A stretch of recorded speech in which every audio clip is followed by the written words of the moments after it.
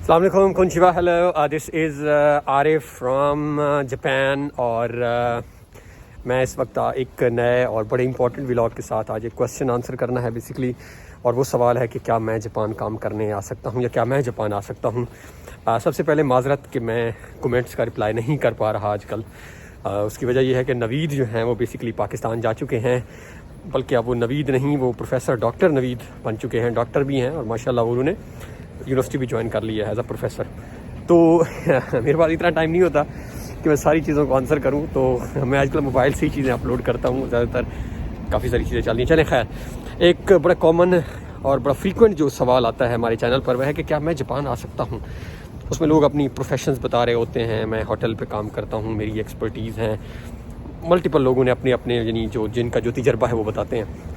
تو میرے بھائی، جاپان آنے کے 2-3 ذریعے میں آپ کو کوئکلی بتا سکتا ہوں، اور اس طرح ایجنٹس کے چکروں میں بھی نہ پڑیں، تاکہ جاپان آنے کا پہلا ذریعہ تو ہے جو اسٹوڈنٹس آتے ہیں جس طرح ہم آئے تھے، اور وہ ہے کہ آپ ڈفرینٹ اسکالرشپس جاپان کے اندر ہیں، BSc کی، MSc کی، PhD کی، ٹیچرس ٹریننگ اسکالرشپس ہیں، اس طرح کے ملٹیپل اور اسکالرشپس جو کہ ہمارے چینل پر اگر آپ چاہیں تو کافی ویڈیوز موجود ہیں اس کے اوپر، فری آپ پڑھنے آ سکتے ہیں، نمبر 1۔ نمبر 2 ہے جاپان میں آپ سیلف پہ بھی آ سکتے ہیں، یعنی آپ اپنے پیسوں پہ پڑھنے بھی آ سکتے ہیں۔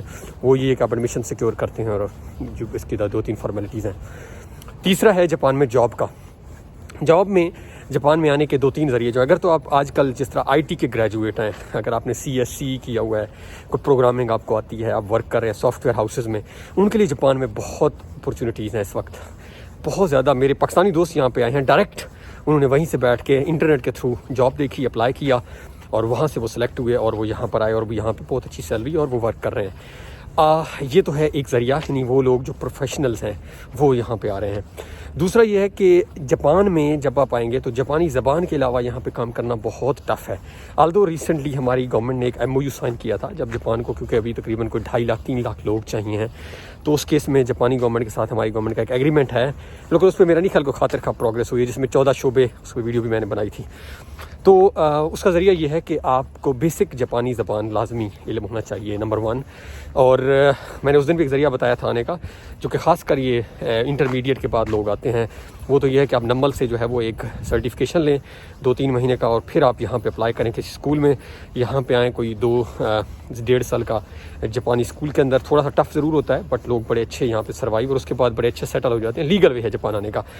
اور دوسرا یہ کہ آپ جاپانی زبان اگر آپ کو آتی ہے تو آپ آن لائن ڈائریکٹ اپلائی کریں، یعنی کسی ایجنٹ کو اس میں انوالو کرنے کی ضرورت نہیں ہے۔ جاپان کے ویزا میں کسی ایجنٹ کا رول نہیں ہے، تو یہ آپ نے ذہن میں رکھنا ہے، یعنی آپ ایسا نہ ہو کہیں پیسے دے دیں کسی کو اور پرابلم ہو۔